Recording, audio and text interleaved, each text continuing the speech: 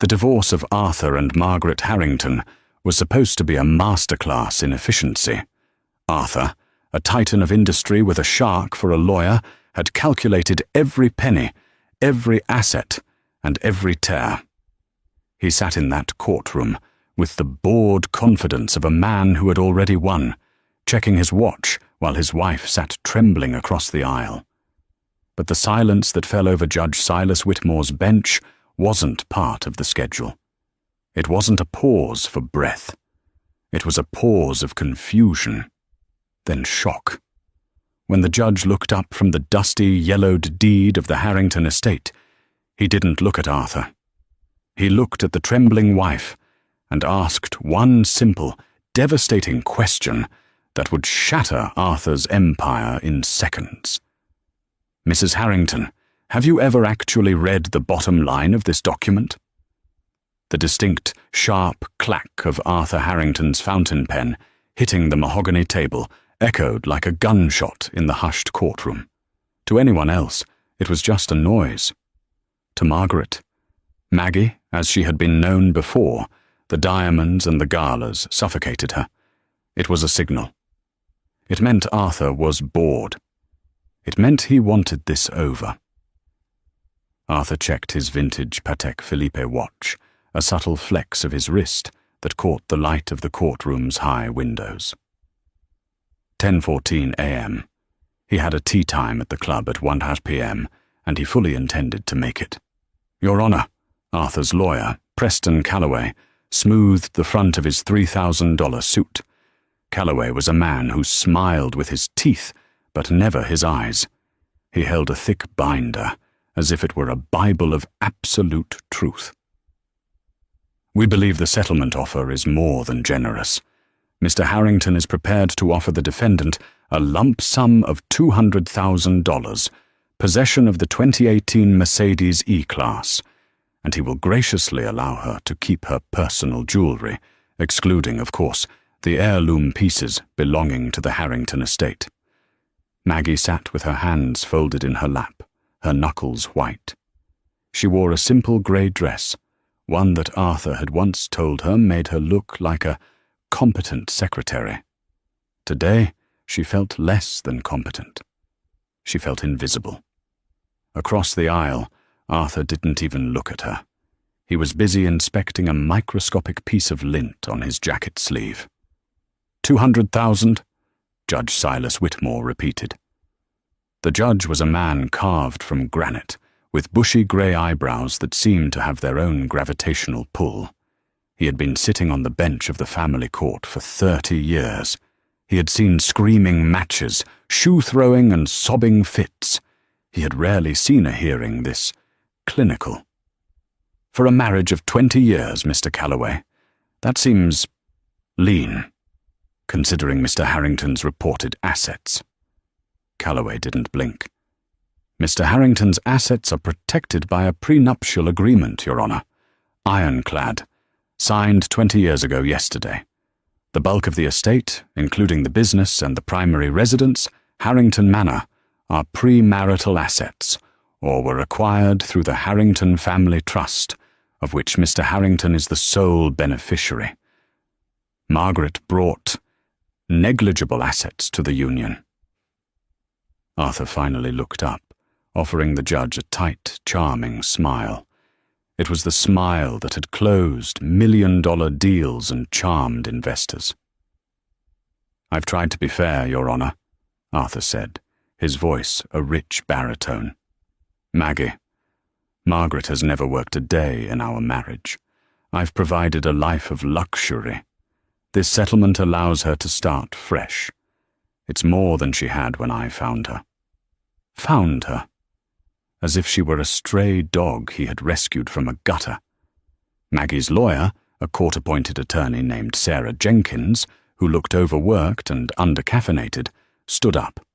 "Your Honor, my client dedicated 2 decades to managing the household, raising their late son, and hosting the social functions that built Mr. Harrington's network. To claim she contributed nothing is insulting." Arthur rolled his eyes, a gesture so dismissive it was almost theatrical. Hosting dinner parties is hardly contributing to the business, Your Honor.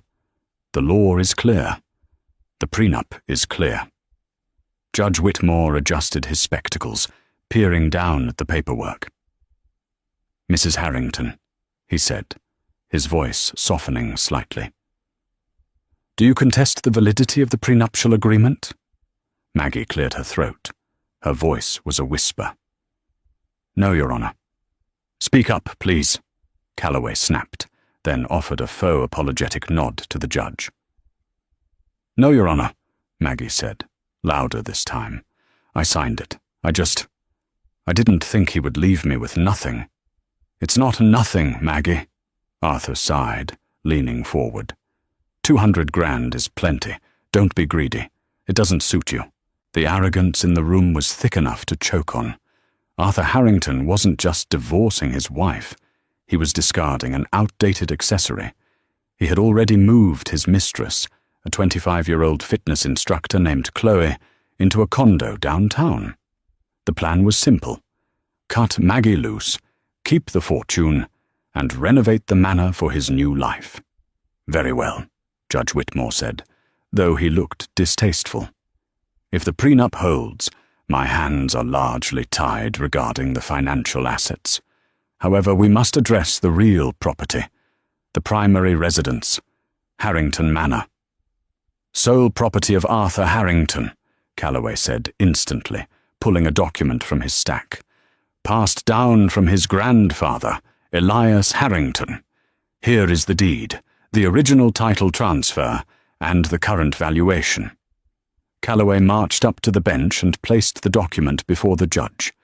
It was an old document, the paper yellowed and soft with age, encased in a protective plastic sleeve. Arthur leaned back in his chair, a smirk playing on his lips. This was the victory lap. Harrington Manor was the crown jewel. 400 acres of prime real estate in the valley, a sprawling Georgian mansion, stables, and a vineyard. It was worth millions, and it was his. It had always been his. I've already arranged for the locks to be changed on Friday, Arthur whispered to Calloway, loud enough for Maggie to hear. I want her out by noon. Maggie flinched. She looked down at her wedding ring, a simple band. Arthur had taken back the diamond engagement ring the night he asked for the divorce, claiming it was a family heirlooms and thus protected. She had given it to him. She was tired of fighting. She just wanted to leave. But up on the bench, the rhythm of the routine divorce hit a snag. Judge Whitmore had picked up the deed. He adjusted his glasses. He read the top line. Then he read it again. He flipped the page to look at the property description, the meets and bounds, the old-fashioned way of describing land using trees and rocks as markers. The judge stopped. He frowned, a deep furrow appearing between his eyes. He looked at the front of the document, then the back. He held it up to the light. Arthur, sensing the delay, drummed his fingers on the table. Is there a problem, Your Honor? The clerk can verify the seal. It's a standard inheritance transfer. Judge Whitmore didn't answer immediately. He slowly lowered the paper and looked at Arthur. The look wasn't the annoyed glance of a bureaucrat anymore. It was a look of intense, predatory curiosity. Mr. Harrington, the judge said slowly, you stated for the record that this property has been in the Harrington family for 3 generations, that it was purchased by your grandfather, Elias Harrington. That's correct, Arthur said, straightening his tie. He built the family fortune. The manor is the physical symbol of his success. And you have resided there for the duration of your marriage? Yes. And you have acted as the sole owner, paying the taxes, the maintenance, and the insurance? Absolutely. My wife merely lived there as my guest. Arthur smirked at Maggie. A very long-term guest. I see, Judge Whitmore said. He turned his gaze to Maggie. Mrs. Harrington. What was your maiden name? Maggie looked up, startled. Blackwood, Your Honor. Margaret Blackwood. The judge's eyebrows shot up. He looked back at the deed. A strange silence stretched out, longer and heavier than before. Even Calloway, the shark, sensed blood in the water and stopped shuffling his papers.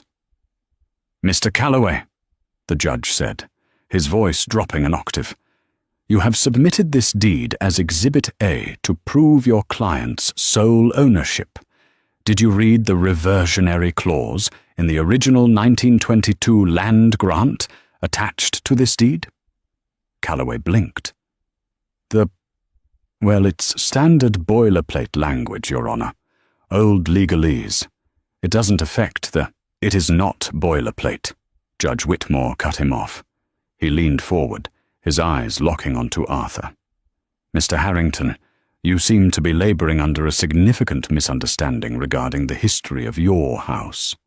Arthur laughed, a short, nervous bark.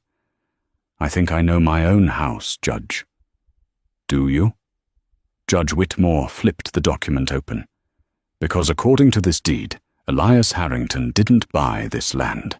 He was granted tenancy on it.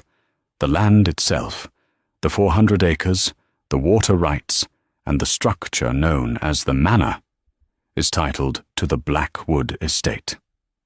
Arthur froze. "What?"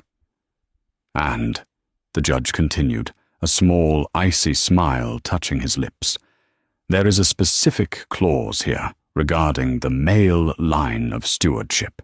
It says the Harrington line may occupy the home only so long as they remain in good standing with the blood title holder. If a marriage is dissolved, the tenancy ends." "That's ridiculous." Arthur stood up, his face flushing red. "My grandfather built that house. My name is on the mailbox." "Your name is on the mailbox, Mr. Harrington," the judge said, his voice ringing with authority. "But according to this document, the name on the dirt is Blackwood." The judge turned to the trembling woman in the grey dress.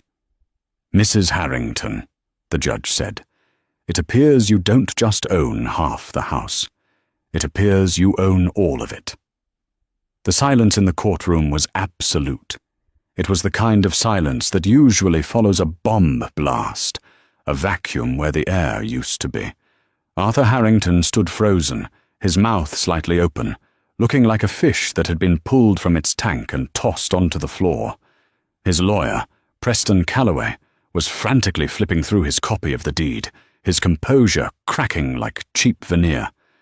That's impossible," Arthur stammered. He looked at Calloway. "Tell him he's wrong. Fix this." Calloway was sweating. "Your Honor, this is an archaic interpretation. Adverse possession laws would surely apply. The Harringtons have lived there for 80 years, openly and notoriously." "Adverse possession requires a hostile claim," Judge Whitmore said, calmly, clearly enjoying this. He tapped the yellowed paper. But Elias Harrington didn't take the land hostilely. He signed a lease, a 99-year renewable stewardship lease. He acknowledged the Blackwood ownership in writing. You can't claim adverse possession if you signed a contract admitting you don't own it. The judge looked over his spectacles at Arthur. "You didn't know?" Arthur sank back into his chair. "My father. He told me we owned it. He said he paid off the mortgage in 75. "He may have paid off the mortgage on the physical renovations," the judge corrected. "But you can't mortgage land you don't hold the title to. The bank likely held the note against the leasehold interest, not the fee simple." Maggie was staring at the judge, her eyes wide. She felt a hand touch her arm. It was her lawyer, Sarah. Sarah looked stunned, but delighted. "Maggie," Sarah whispered, "did you know about this?" "No," Maggie whispered back. "My grandfather. He was a farmer, a poor farmer. He lost everything in the Depression. We never had money." "Perhaps not money," Sarah muttered, looking at the judge.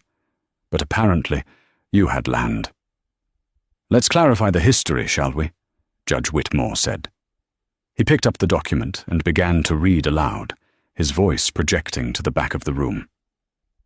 On this day, the 14th of April, 1922, the Blackwood Family Trust, represented by Silas Blackwood, does grant the rights of habitation and stewardship to Elias Harrington, his servant and groundskeeper.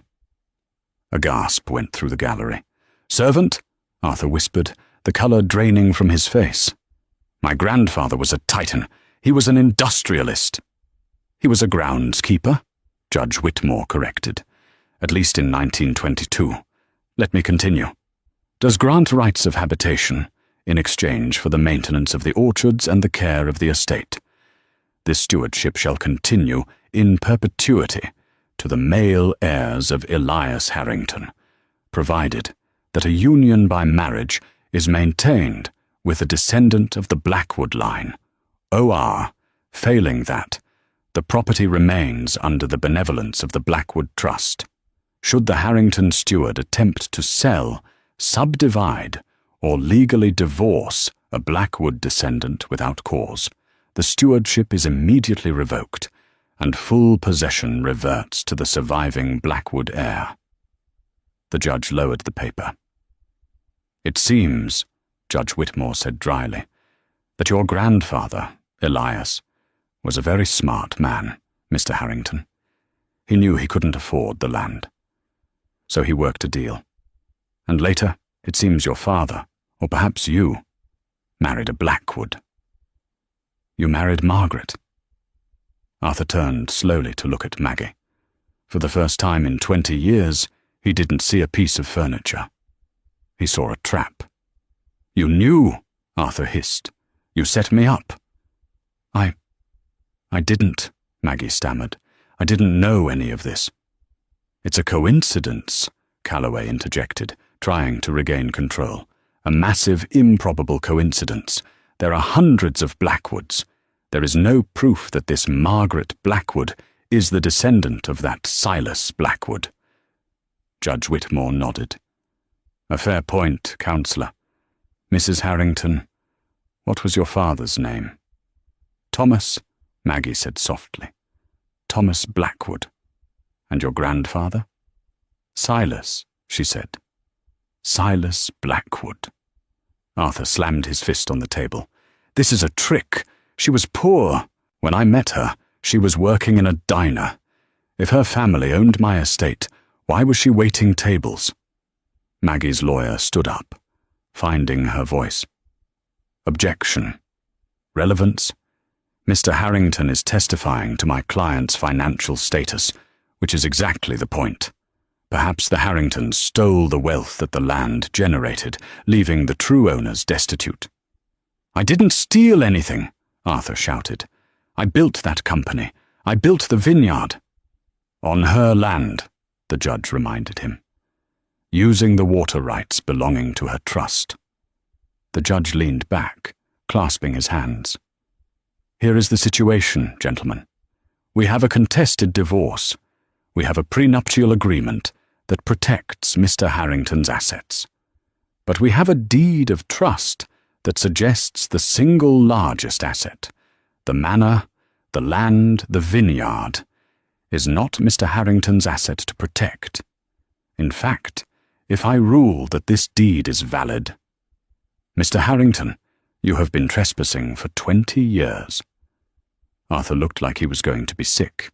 The $200,000 he had arrogantly offered Maggie wouldn't even cover the legal fees he was about to incur. "Mr. Calloway," the judge said, "I am going to recess this hearing for 48 hours. I suggest you use that time to research the lineage of the Blackwood family and the validity of this 1922 document. And Mr. Harrington?" Arthur looked up, sweat beading on his forehead. "If I were you," the judge said, "I wouldn't change those locks on Friday.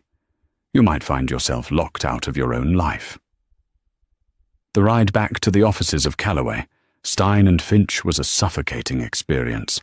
Arthur sat in the back of the town car, staring out at the city skyline, a skyline he felt he owned a piece of, but seeing absolutely nothing. The tinted windows separated him from the world. But for the first time, he didn't feel protected. He felt trapped. Preston Calloway sat opposite him, his earlier shark-like demeanor replaced by the frantic energy of a man trying to defuse a bomb with a pair of rusty pliers. He was on the phone, barking orders to paralegals. "Get me the county archives for 1920 through 1930. Yes, physical copies. Don't trust the digital scans. And get a genealogist. I don't care what it costs. I want to know every person who has carried the surname Blackwood in this state for the last century." Calloway hung up and looked at Arthur. "We need to stay calm, Arthur. This is a hiccup, a procedural anomaly." "A hiccup?" Arthur's voice was dangerously low. "The judge just said I'm a squatter in my own home, Preston. He said my grandfather was a gardener." "Judges make mistakes. They get theatrical. Whitmore is retiring next year. He's looking for a legacy case. We will crush this." But when they arrived at the firm's glass-walled conference room, the war room, the mood did not improve. 3 junior associates were already there, surrounded by stacks of law books and open laptops. The air smelled of stale coffee and panic. One of the associates, a sharp young woman named Beatrice, hesitated before speaking. "Mr. Calloway, I've pulled the digitized records of the original land grant from the State Historical Society. The document the judge had, it looks authentic." Arthur slammed his hand on the granite table. "It can't be authentic. My father, Gerald Harrington, was a meticulous man. He wouldn't have built a multi-million-dollar vineyard on land he didn't own." Beatrice flinched but pushed a printed timeline toward Arthur. "Sir, look at the dates. 1922 is the lease. 1950, your grandfather dies. 1951, the Blackwood Trust goes silent.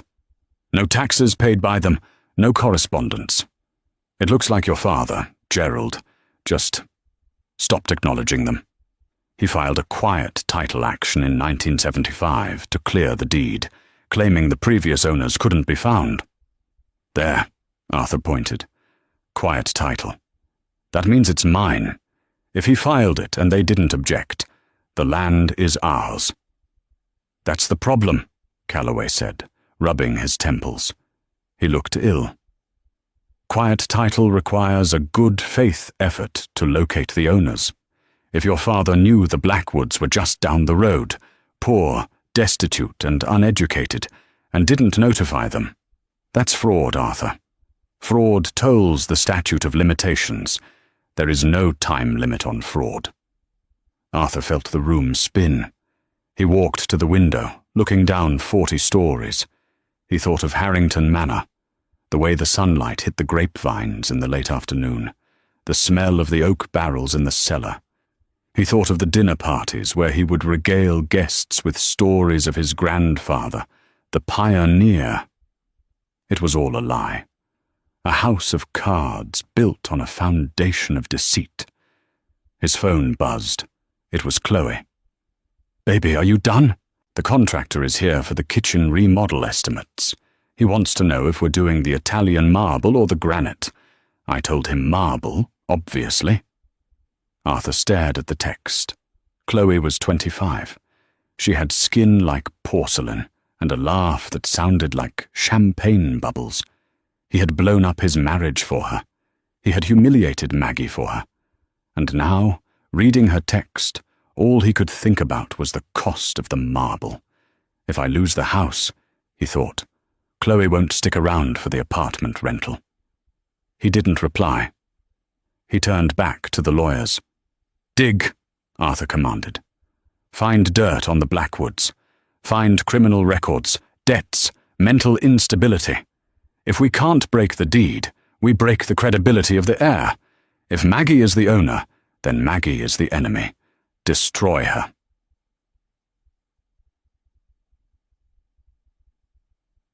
Later that night, Arthur drove back to Harrington Manor.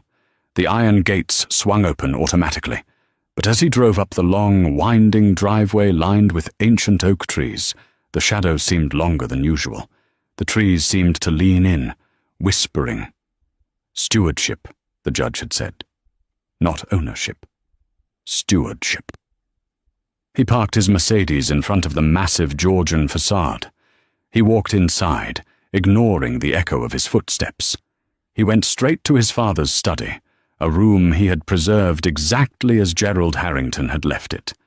The smell of pipe tobacco and old leather was overwhelming. Arthur went to the wall safe hidden behind the portrait of Elias Harrington. He spun the dial, his own birthday. The heavy door clicked open. Inside were the usual things: bonds, emergency cash, the deed to the vacation home in Aspen. But Arthur reached deeper, into the back, pulling out a small, locked metal box he had ignored for years. He found the key on his father's keyring. He opened it. Inside wasn't money, it was a collection of letters. The paper was thin, cheap, the handwriting jagged. He picked up the top one. It was dated 1998, 3 months before Arthur had met Maggie. It was written by his father, Gerald, to a private investigator named Vance Miller. Locate the girl. Margaret Blackwood. She's working at a diner in Oakhaven. Verify she is the last direct descendant. Do not, under any circumstances, let her know about the land. Just tell me her schedule. Arthur needs to run into her. We have a problem with the 99-year renewal coming up in 2021. The only way to secure the renewal without paying the millions in back rent is to merge the lines. He has to marry her, Vance. It's the only way to save the vineyard. Arthur dropped the letter. His hands were shaking so violently the paper fluttered to the floor. He thought back to 1998. He had been 26, fresh out of business school, arrogant and lost.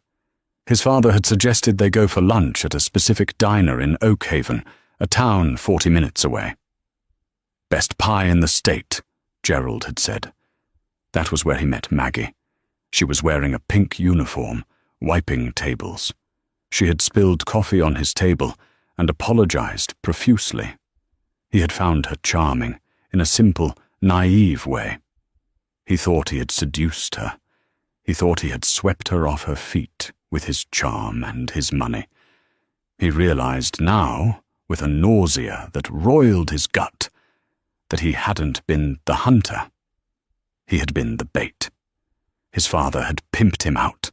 He had engineered the entire marriage, not for love, not for heirs, but as a real estate transaction. Arthur slumped into his father's leather chair. He looked at the wedding photo of him and Maggie on the desk.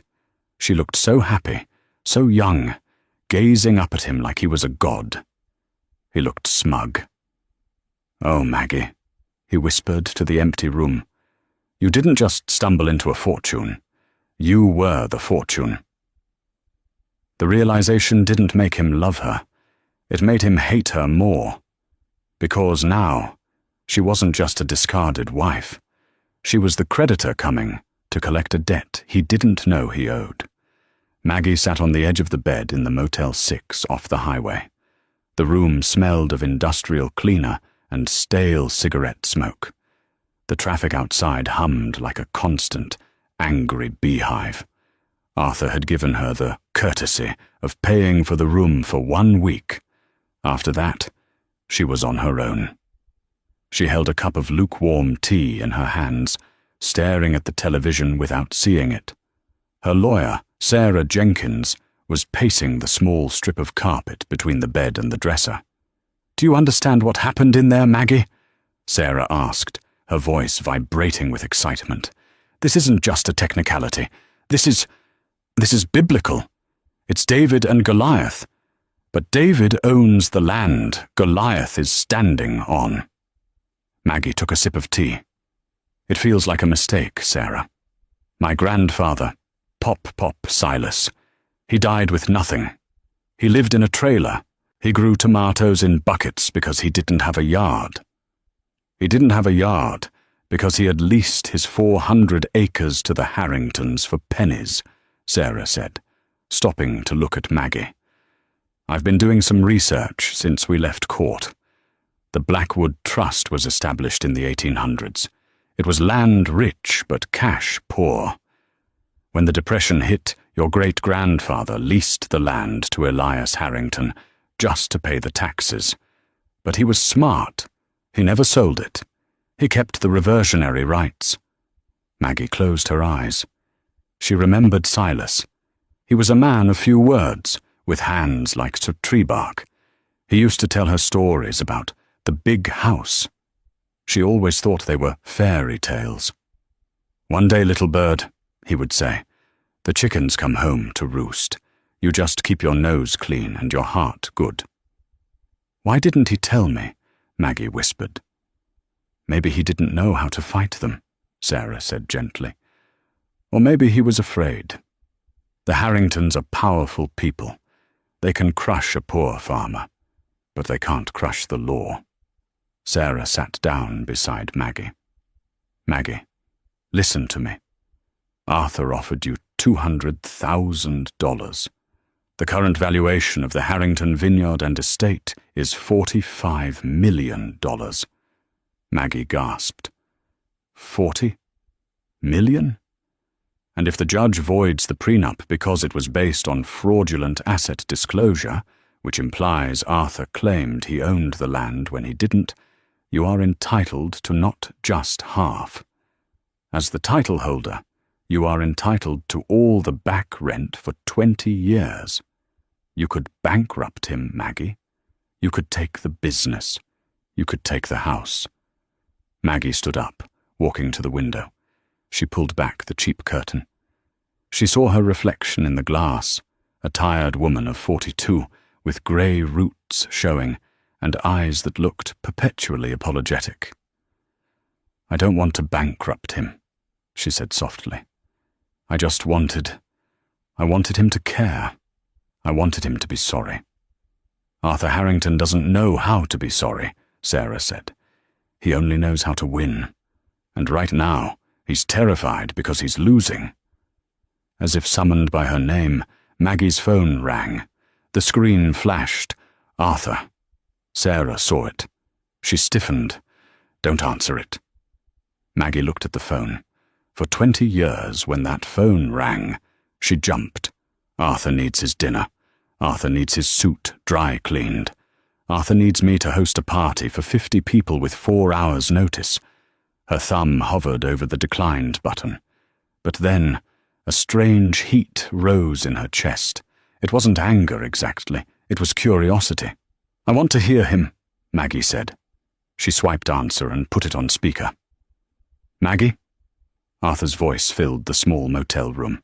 It was smooth, rich, the voice he used when he wanted something. "Where are you? I called the house, but the maid said you'd gone." "I'm at the motel you paid for, Arthur," Maggie said. Her voice shook slightly, then steadied. "Right. Look, Maggie, today was chaotic. Lawyers, judges, it's all theatre. I don't want us to fight. I've been thinking." "Thinking about what?" "About us. About how crazy this has all gotten. Look, honey, I know I've been distant. The business has been stressful. But hearing your maiden name today, it reminded me of when we met. Remember the diner? Remember the cherry pie?" Maggie looked at Sarah. Sarah was making a gagging motion with her finger. "I remember," Maggie said. "I think we rushed this divorce," Arthur said. "I think we should meet. Just you and me. No lawyers. Let's have dinner. At the manor. I'll have Cook make your favorite. We can talk about adjusting the settlement. Maybe $1 million. I could do $1 million, Maggie. Cash. You could go to Paris. You always wanted to go to Paris." It was the bribe, the carrot on the stick. Maggie closed her eyes, and suddenly, the image of Arthur wasn't the handsome tycoon. It was a desperate salesman. "Arthur," she said. "Yes, honey." "Did you know?" There was a silence on the line, a silence that stretched for 5 seconds. "Know what?" Arthur feigned ignorance. "Did you know my family owned the land? Is that why you married me?" "That's ridiculous," Arthur laughed. but the laugh was brittle. I married you because you were beautiful, because you were sweet. You married me, Maggie said, her voice gaining strength, because your lease was expiring. I remember now. You used to talk about the renewal years ago. You were obsessed with the year 2021. That was the 99-year mark, wasn't it? Maggie, stop listening to that court-appointed hack, Arthur snapped, his mask slipping. I am offering you $1 million. Take the deal, or I swear to God, I will drag this out until you are so broke you can't afford a cup of coffee. The threat hung in the air. Maggie felt something snap inside her.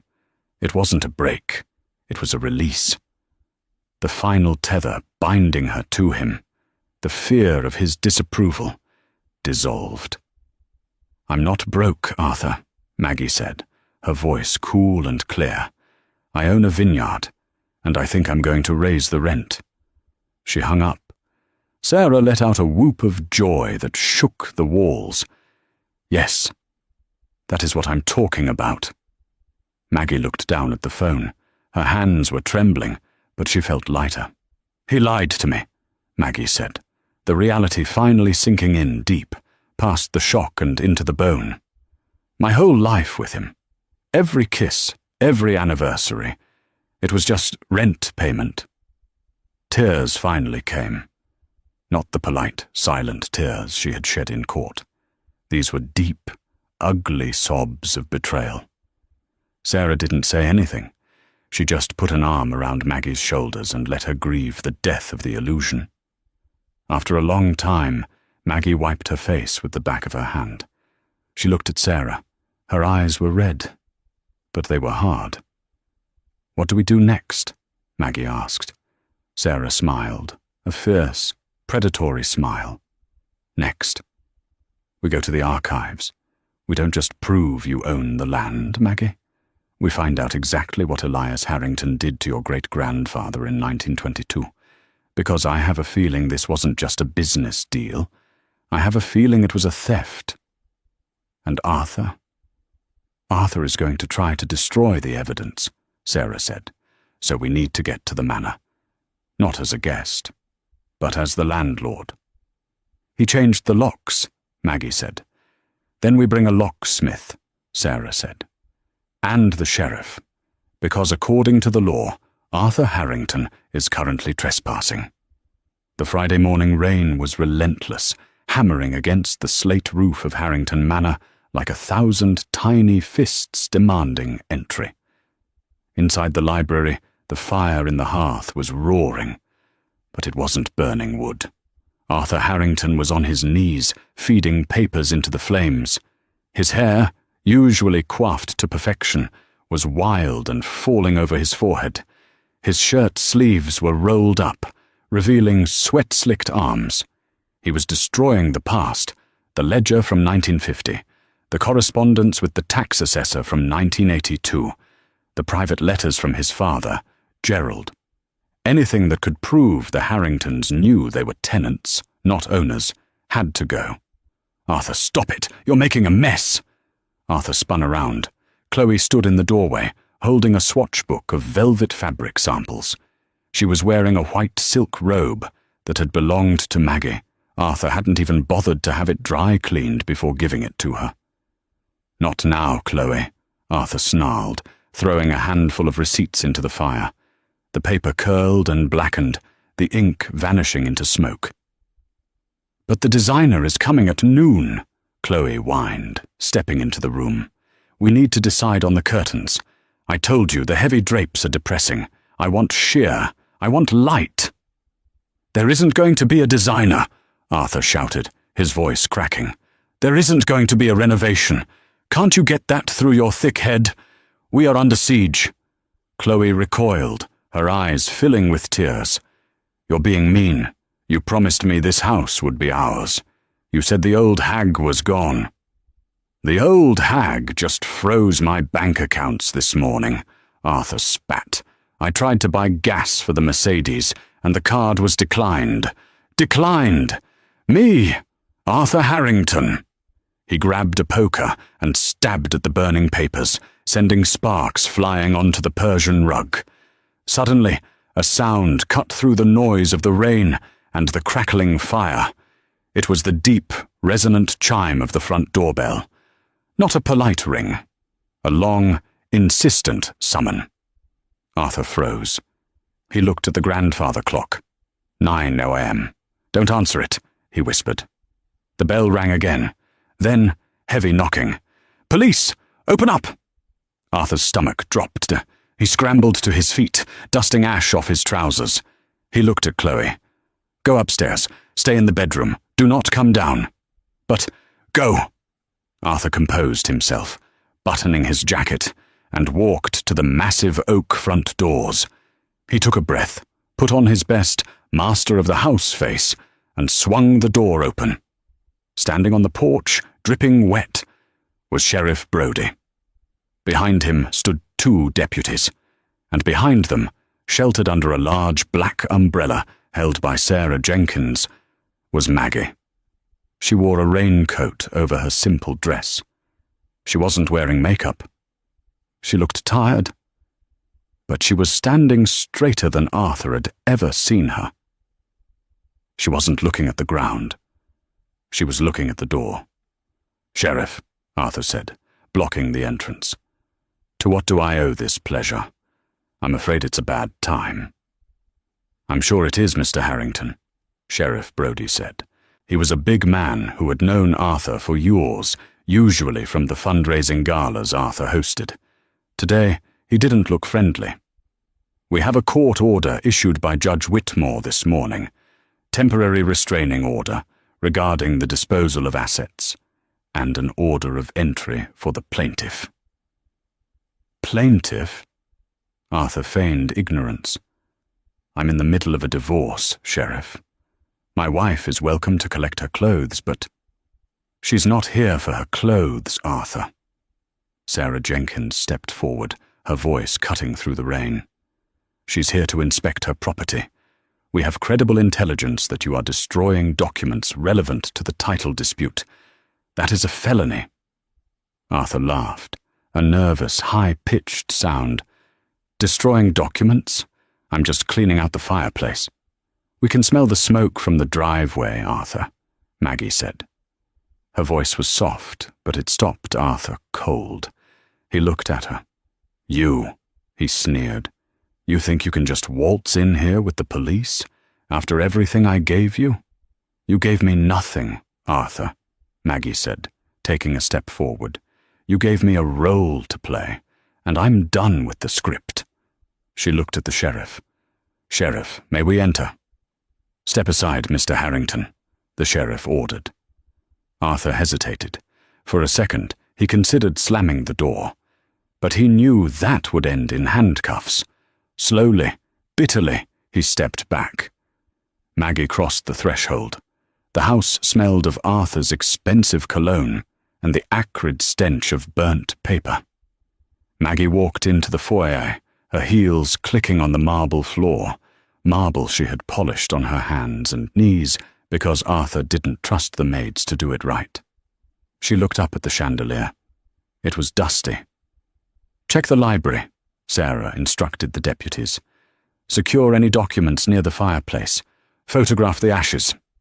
As the deputies moved past Arthur, he vibrated with rage. "This is harassment. I'll sue the department. I'll have your badge, Brodie." "Arthur, be quiet," Maggie said. She walked into the living room. She stopped. The room had changed. The photos on the mantelpiece, pictures of their son, who had passed away as a baby, and photos of their early years, were gone, replaced by modern abstract art. The cozy armchairs were gone, replaced by stiff, white, modern furniture. It looked like a hotel lobby. It looked like Chloe. "You erased us," Maggie whispered. "I'm moving on," Arthur said from the doorway, crossing his arms. "It's called redecorating. Is that a crime now?" "No," Maggie said, "but it's tacky." She turned to face him. "Where are the albums, Arthur? The baby pictures?" Arthur shrugged. "In a box somewhere. Or maybe I threw them out," I don't remember. A flash of pure white-hot anger blinded Maggie. She walked up to him, stopping inches from his face. If you destroyed those photos, she said, her voice trembling, I will not just take the house. I will take the shirt off your back. I will take the fillings out of your teeth. Is that a threat? It's a promise. Suddenly there was a clatter of heels on the stairs. Chloe came running down, unable to stay away from the drama. She saw the police, the lawyer, and Maggie. What is going on? Chloe shrieked. She looked at Maggie. What is she doing here? Arthur, you said she was gone. Maggie looked at Chloe. She took in the silk robe, her silk robe. She saw the diamond tennis bracelet on Chloe's wrist, a gift Arthur had given Maggie for their 10th anniversary, which had, mysteriously, disappeared a month ago. Hello, Chloe, Maggie said pleasantly. Get out, Chloe spat. This is my house now. Maggie smiled. It was a sad, pitying smile. Oh, honey, Maggie said. You really need to read the paperwork. Maggie turned to the sheriff. Sheriff, I'd like to inspect the master bedroom. I believe there are personal items of mine that have been misappropriated. She pointed at Chloe's wrist, starting with that bracelet. Chloe clutched her wrist. He gave this to me. It's an heirloom, Maggie lied effortlessly. My grandmother's. Stolen. It's not, Arthur shouted. I bought it at Tiffany's in 2010. With money from the estate account? Sarah Jenkins interjected, raising an eyebrow. Which, as of yesterday's ruling, is technically the Blackwood Trust account. That makes it receipt of stolen property, Arthur. And Chloe, if you keep it, that makes you an accessory. Chloe's eyes went wide. She looked at Arthur, then at the bracelet. She frantically unclasped it and threw it onto the sofa. I didn't know, Chloe cried. I don't want to go to jail. Smart girl, Sarah said. Maggie walked past them, toward the library. The deputies were shoveling ash into evidence bags. The fire was dead. Maggie stood before the empty hearth. Above it hung the portrait of Elias Harrington, the founder. He looked stern, deeply unhappy, clutching a scroll. Sarah, Maggie said, staring at the painting. Yes? Look at the painting. What is Elias holding? Sarah squinted. It looks like a map, or a deed. It's this land, Maggie said. But look at the bottom corner of the painting, the artist's signature, and the date. Sarah leaned in. J. Thorne, 1923, Maggie murmured, 1 year after the lease was signed. So? Arthur challenged from the doorway. He had his portrait painted. So what? My grandfather told me a story once, Maggie said, her eyes not leaving the painted eyes of Elias. He said the devil didn't come with horns. He came with a fountain pen. He said the devil stole the sun. Maggie turned to the sheriff. Sheriff, I need to go to the cellar, the original wine cellar, the one behind the tasting room. Why? Arthur asked, his voice suddenly rising in pitch. There's nothing down there, just mold and empty barrels. It's unsafe. I lost the key years ago. You lost the key? Maggie tilted her head. That's funny, Arthur, because you're wearing it. She pointed to the chain around his neck, hidden beneath his shirt. A small iron key he never took off. He had told her it was a lucky charm from his mother. Give me the key, Arthur, Maggie said. Arthur clutched his chest. No. Sheriff, Sarah said, the key controls access to the property my client owns. He is obstructing. Sheriff Brody stepped forward, hand on his belt. Mr. Harrington.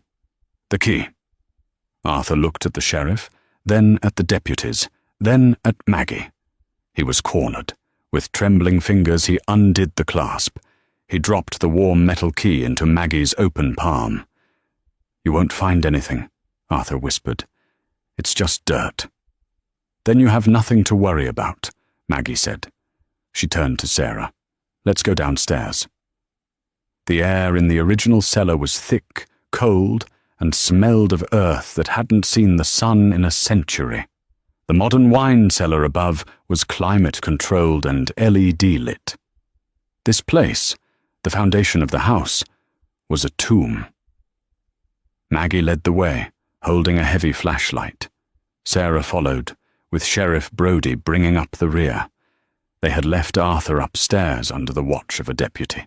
The beams of light cut through the gloom, illuminating cobwebs as thick as lace curtains. Rats skittered in the shadows. "This part of the house dates back to the 1890s, Maggie said, her voice echoing. "Before the Harringtons. My great-grandfather built the foundation stones." They reached the far wall. It was made of rough-hewn stone, damp with moisture. But in the center, there was a heavy iron door, rusted shut. "This is it," Maggie said. She held up the key Arthur had worn for 20 years. She inserted it into the lock. It wouldn't turn. "It's rusted," Sarah said. "Let me." Sheriff Brody stepped forward. He sprayed some lubricant from his belt kit into the mechanism, waited a moment, then gripped the key with a gloved hand. He exerted force. Grrr, click. The mechanism groaned, the sound of metal protesting against time. The door creaked open. Inside was a small room, no larger than a closet. It wasn't a wine storage, it was an office. A desk, covered in a century of dust, sat in the center. On the shelves were boxes. "Why would Elias Harrington work down here?" Sarah asked, coughing in the dust. "He had a mansion upstairs."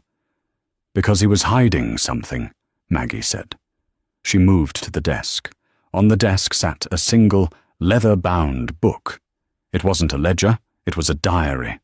The cover was embossed with the initials E.H. Maggie picked it up. The leather cracked. She opened it to the bookmark, a faded red ribbon. The date was April 10th, 1922, 4 days before the lease was signed. Maggie began to read aloud, her voice steady in the damp darkness. "The problem with Silas Blackwood is not that he is greedy, but that he is honest. He refuses to sell. He refuses the bribe. He says the land is the blood of his family. He knows about the water. He knows the spring beneath the North Acre is the purest in the valley. If he keeps the land, he controls the valley's future. I cannot allow that." Maggie flipped the page. April 12th, 1922. "It is done. The sheriff was amenable, for a price. We planted the crates of bootleg whiskey in Blackwood's barn tonight. The federal agents will raid tomorrow at dawn. Prohibition is a useful tool for men of vision.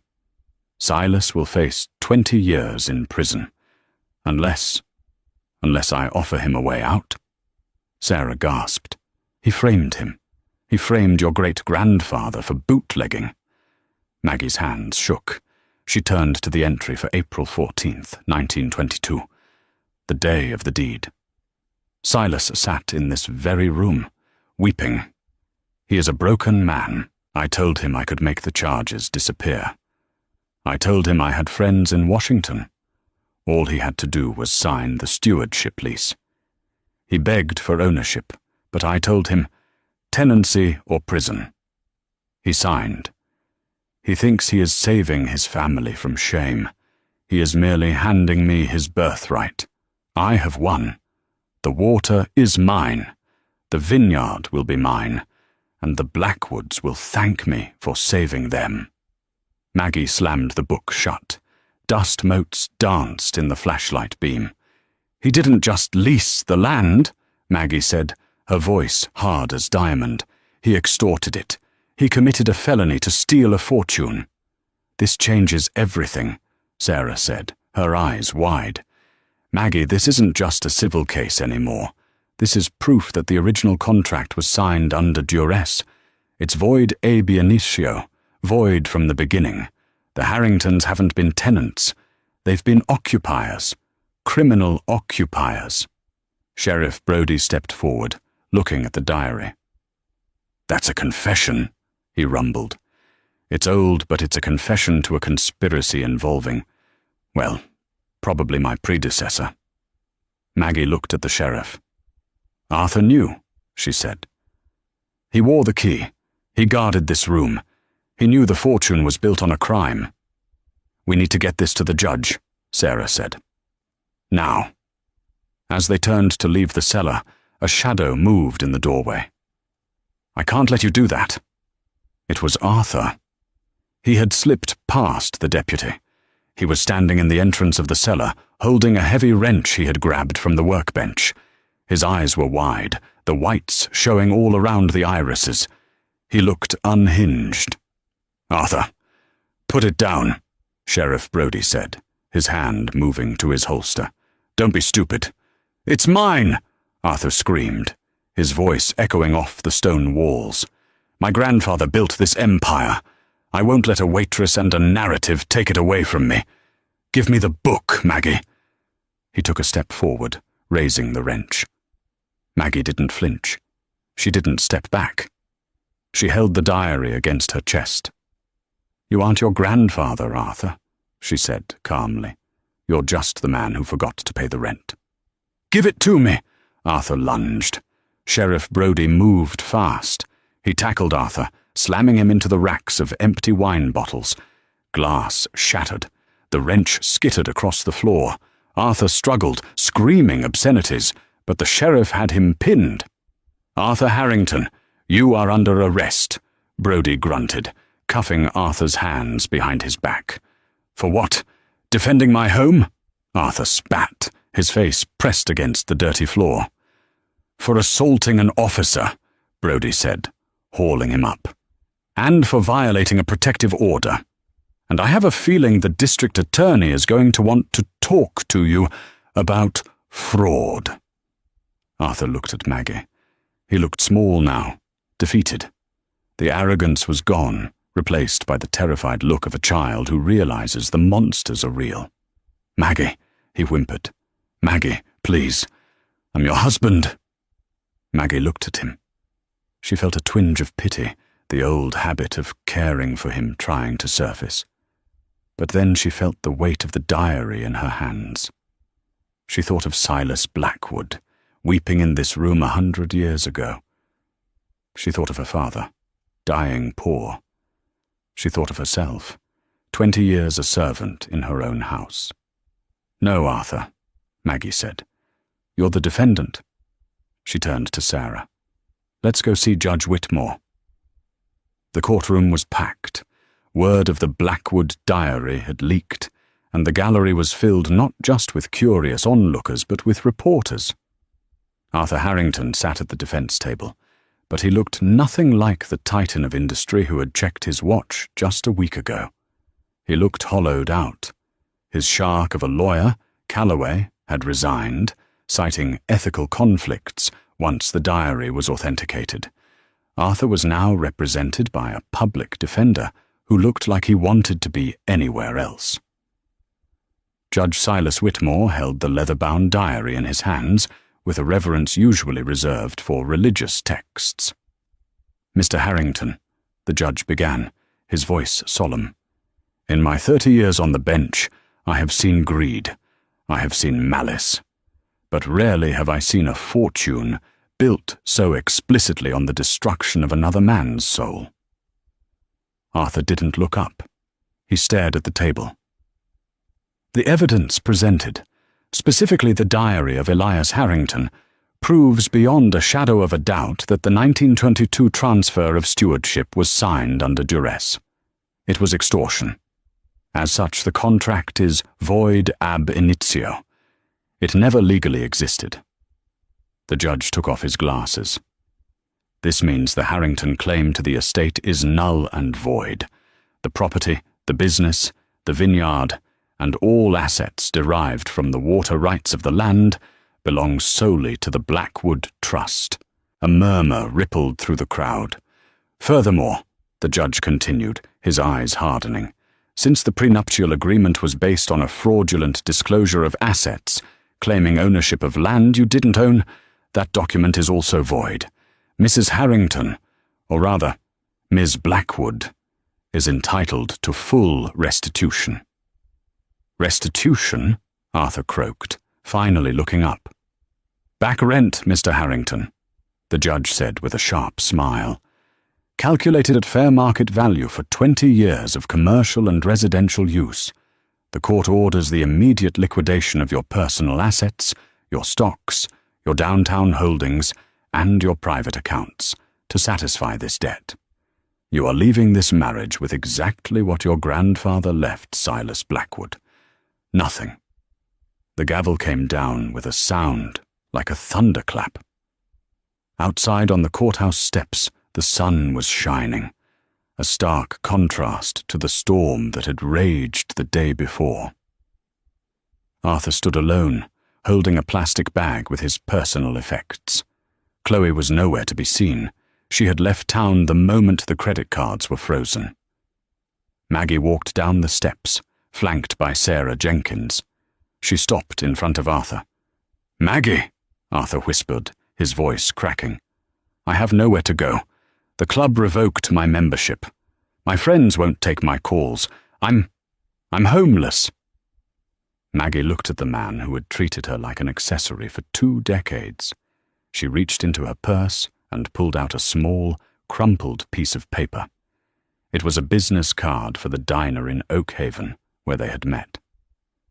"They're hiring Arthur," she said softly. "Dishwashers start at minimum wage. It's honest work. You might find it refreshing." "You can't do this," he pleaded. "I was the master of Harrington Manor." Maggie put on her sunglasses. She looked like a queen. "It's Blackwood Manor now," she said, "and we have a strict no trespassing policy." She walked away, her heels clicking rhythmically on the pavement, leaving Arthur Harrington standing on the sidewalk, a bankrupt tenant in a world he used to think he owned. And that is how the tables turned for Arthur Harrington. He spent 20 years thinking he was the king of the castle, only to find out he was just a bad tenant who forgot to pay the rent. Maggie Blackwood took back her family's legacy, proving that the truth has a way of coming out, no matter how deep you bury it. What do you think? Was the punishment fitting for Arthur, or did he deserve even worse for what his family did? Let me know in the comments below. I read every single one.